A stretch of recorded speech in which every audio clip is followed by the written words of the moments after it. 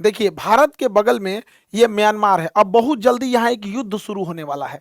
Myanmar में यहाँ एक नया देश का निर्माण करने की योजना है, जो इसके निचले भाग राखाइन से स्टार्ट होगा। और इस नए देश के निर्माण में सबसे बड़ी बाधा बन रही थी शेख हसीना। इसीलिए अमेरिका ने शेख हसीना को यहाँ से बाहर कराया और यहाँ पर उनके जगह पे मोहम्मद यूनुस को बैठाया गया। मोहम्मद यूनुस अब इसके लिए आगे बढ़ते गए हैं। देखते चलते हैं कि कैसे कैसे इस देश का निर्माण होगा। ये हमारा भारत है, ये बांग्लादेश है और ये म्यांमार। म्यांमार का निचला भाग ये रखाइन कहलाता है। यहाँ रोहिंग्या समस्याएं बहुत ज़्यादा हैं और इसी के पास अरक्कन आर्मी वगैरह रहती है। इसी एरिया को काटा जाएगा और यहाँ सेंट मार्टिन आइलैंड है जो बांग्लादेश का है। अब ये युद्ध कैसे कैसे होगा इसको समझते हैं हम लोग। इस युद्ध में म्यांमार के ऊपर अभी क्या है कि म्यांमार की जो चुनी हुई सरकार थी आंग सान सू की, उसको हटा के वहाँ पर तख्ता पलट कर दिया गया है और वहाँ मिलिट्री को जुंटा कहते हैं। वो जो मिलिट्री का शासन है वो जुंटा कहलाता है। इसके ऊपर बांग्लादेश की आर्मी अटैक करने की योजना में है। यूएस अपने ट्रूप्स को भेज रहा है और एयरबेस वगैरह बनाने की तैयारी में है। तुर्की का ड्रोन अटैक के लिए होगा। इन्हीं म्यांमार पे रोहिंग्या अटैक करेंगे। चीन स्टेट को तैयार कर रहा है क्योंकि रोहिंग्या में ज़्यादातर मुस्लिम है, चीन स्टेट में ईसाई हैं और अरक्कन आर्मी में बौद्ध लोग हैं। तो ये सबको मिला के म्यांमार के जुंटा पर अटैक किया जाएगा। अब इसको समझते हैं तैयारियां कहाँ तक पहुंची हैं। देखिए ये है हमारा भारत, ये पीला वाला बांग्लादेश है।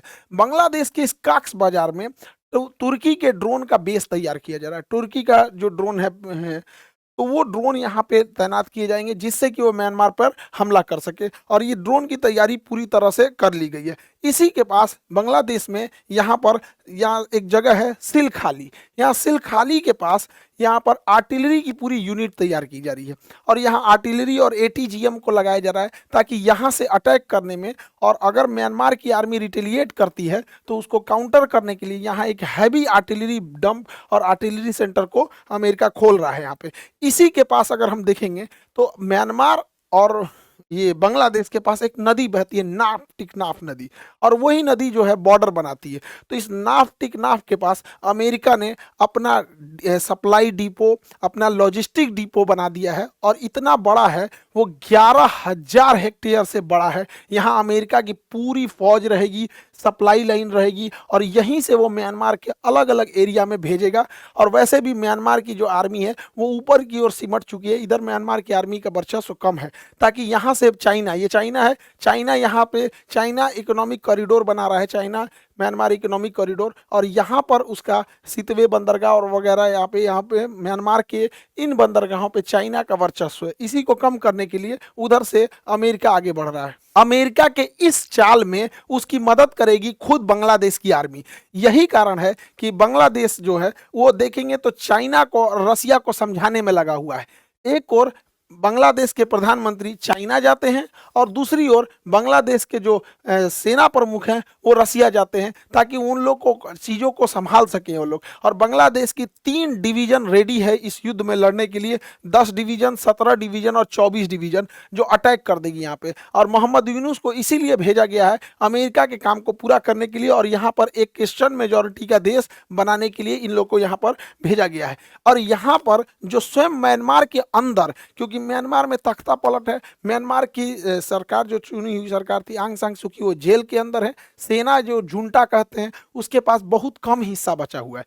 लगभग 30-40% एरिया सेना कंट्रोल कर रही है, बाकी ज्यादातर एरिया उनके हाथ से निकल चुका है।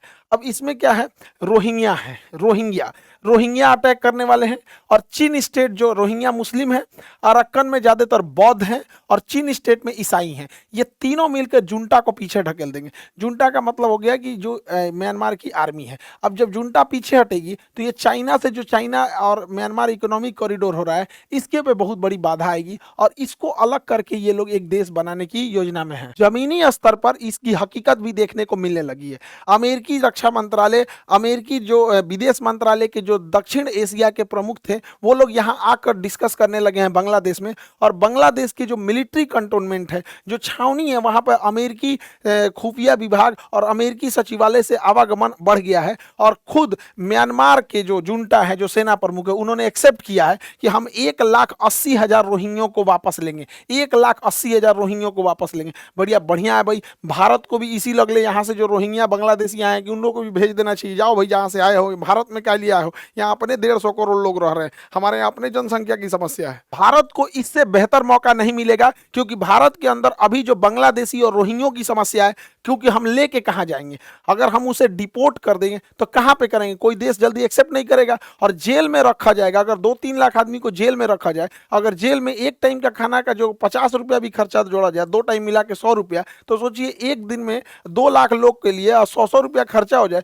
तो यहाँ टैक्स पेयर का पैसा किसी को बैठे बैठे खाना खिलाने में चला जाएगा। तो डिटेंशन सेंटर कहीं से प्रॉफिटेबिलिटी नहीं होता है। अमेरिका कैसे डिपोर्ट कर करके भेजने लगा, वैसे मोदी जी को भी यहाँ भेजना चाहिए। और यही टाइम है कि हमें अपने सिलीगुड़ी का ये जो एरिया है और त्रिपुरा को एरिया में, जब वो इस एरिया में बिजी रहे, तो हम लोग को भी यही समय है ताकि अपने और युद्ध करके और अपना एक्सपेंशन किया जा सके। भारत का ध्यान भटकाने के लिए कि भारत कहीं अपने लिए कोई मतलब आगे का काम न करने लगे, एक्सपेंशन न करे, मोहम्मद यूनुस चले जाते हैं चाइना में, और चाइना में जाके चाइना को उकसाते हैं भारत के एंटी में, और कहते हैं कि बांग्लादेश के एकदम ऊपरी भाग में, यहाँ लाल मुनीर हाट एक जगह है, वहां पर एक बंद पुराना अंग्रेजों के जमाने का एयरफोर्स स्टेशन है, तो लाल मुनीर हाट स्टेशन को दोबारा चालू करने के लिए ये चाइना से कहते हैं, ताकि भारत का ध्यान भटकाया जा सके। लेकिन भारत को केंद्रित रहना है कि अपनी समस्या जो बांग्लादेशी और रोहिंग्या समस्या, इसी लगे इधर भेजना है। हालांकि अभी इसमें कोई बहुत बड़ी चर्चा नहीं हुई है, लेकिन ये चाइना को निमंत्रित कर रहे हैं और भारत का ध्यान भटकाए, ताकि इस मुद्दे से भारत का ध्यान भटक सके। यहाँ एक बंदरगाह नाम है उसका मोंगला बंदरगाह, तो मोंगला पोर्ट को ये बांग्लादेश जो है, मोहम्मद यूनुस चाइना को ऑफर कर रहे हैं कि आप मोंगला पोर्ट को डेवलप कीजिए और वहां अपनी नौसेना का एक बेस बनाइए। अब भारत को जो है इस पे अपने बांग्लादेश अब बहुत डिस्टर्ब करने लग रहा है। अब इसको अगर नहीं बोला जाएगा तो ये मन बढ़ जाएगा, क्योंकि शेर का दहाड़ना जरूरी भी है, वरना जंगल के कुत्तों को लगने लगेगा कि राजा वही हो चुके हैं। अब छोटा मोटा इलायची दाना बराबर देश हम लोग को अगर आंख दिखाते रहेंगे तो कई घड़ी हम लोग कहेंगे वसुधैव कुटुंबकम, कुटाई भी जरूरी है, भय बिना प्रीत कहा। तो ये बांग्लादेश इस तरह से कर रहा है। भारत को डाइवर्ट करने के लिए और एक अच्छा मौका गंवाने के लिए पाकिस्तान भी कहीं कम बाधा नहीं लगा रहा है। पाकिस्तान हमारे कश्मीर को तो अनस्टेबल कर ही दिया है, आतंकवाद भेज के, इंसर्जेंसी भेज के, घुट पैठिया, पत्थर चलाओ, ये करो वो करो, धार्मिक उन्माद फैला दो, अमरनाथ यात्रा पे तो कभी वैष्णो देवी यात्रा पे उत्पात मचा दो। कश्मीर को कितना अशांत कर दिया। इतना ही नहीं, ये पाकिस्तान जो है ये पंजाब को भी अनस्टेबल कर दिया। पाकिस्तान ने ड्रोन के मदद से तथा स्मगलिंग के मदद से इतना ज्यादा अफीम, गांजा और जितने भी मादक पदार्थ थे उसको यहां सप्लाई करने लगा, क्योंकि अफीम का जो उत्पादन होता है वो पाकिस्तान, अफगानिस्तान, ईरान, इन तीनों देशों जो एक पास होते हैं, जिसे गोल्डन क्रेसेट कहते हैं, 3 देश पाकिस्तान, अफगानिस्तान और ईरान, यहां से इन्हें इजीली मिल जाता है। इस बहाने इन्हें पैसे भी मिल जाते हैं और एक बड़ा राज्य को चौपट कर देते हैं। आज पंजाब की एक बड़ी समस्या हो गई है, वहां अब शराब और गुटखा से ऊपर लेवल हो गया है। अब वहां इंजेक्शन लेके ऐसे मारो, नशा में एकदम पड़े रहो। ये पंजाब के भविष्य के लिए चिंता की बात है, और ये हमारा इंटरनल वजह से नहीं हो रहा है, ये एक्सटर्नल पाकिस्तान की चाल है, नहीं बुझा रहा है। तो पाकिस्तान इन 2 चीजों में तो सक्सेस हो गया है। अब पाकिस्तान की अगली चाल है कि उसने कश्मीर और पंजाब को अनस्टेबल करके अपनी आईएसआई के थ्रू, अपने खुफिया जो स्लीपर सेल हैं और अपने ये जो मोहम्मद यूनुस से मिलकर, आप गौर कीजिएगा तो वक्त विधेयक जैसे आया तो भारत को डाइवर्ट करने के लिए और मौका का फायदा उठाने के लिए इस एरिया में हिंसा बढ़ गए, जो खास करके जो बांग्लादेश से सट के एरिया है, और हमारा बंगाल जल गया यहाँ पर। ये किसकी चाल है? ये इंटरनल। देखिए, देश में जब कोई इंटरनल समस्या हो और उसकी उस समस्या को हम लोग को तो संजीदगी से लेना चाहिए, लेकिन जब अगर कोई विदेशी की वजह से इतनी बड़ी घटना हो तो सारे एजेंसीज को इसमें सतर्क रहने की जरूरत है। इन लोग की चाल है इस चीज को, इस एरिया को अनस्टेबल करने के लिए, और हम लोग क्या कर रहे हैं? अब देखिए, ये एरिया अनस्टेबल हो रहा है। जो लोग मणिपुर के बारे में बड़ी बोल रहे थे, मणिपुर जल रहा है, मणिपुर ये हो रहा है, अभी बांग्लादेश के मैटर पे, पश्चिम बंगाल के मैटर पे तो चुप है, पश्चिम बंगाल के मैटर पे तो चुप है। और जिनको पश्चिम बंगाल की बड़ी चिंता थी वो तो अभी देखिए मणिपुर अभी भी जल रहा है।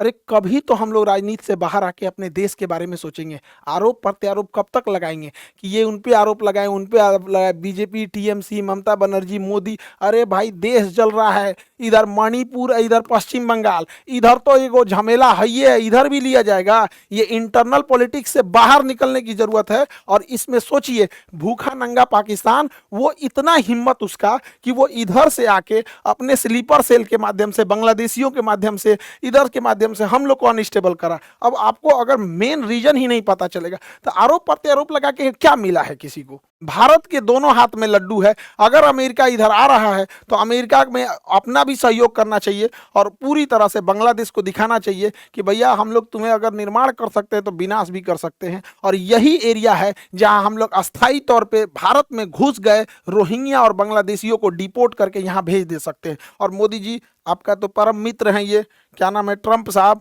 ये तो देखें हवाई जहाज में भर भर के भेज देते हैं। आप भी हेल्प इनसे कुछ कुछ सीखिए और यहाँ पानी वाली जहाज से भेज भेज दीजिए, यहाँ हम लोग की अस्थायी रूप से समस्या का समाधान हो जाएगा। और नीट और जेई वाले बच्चे आपका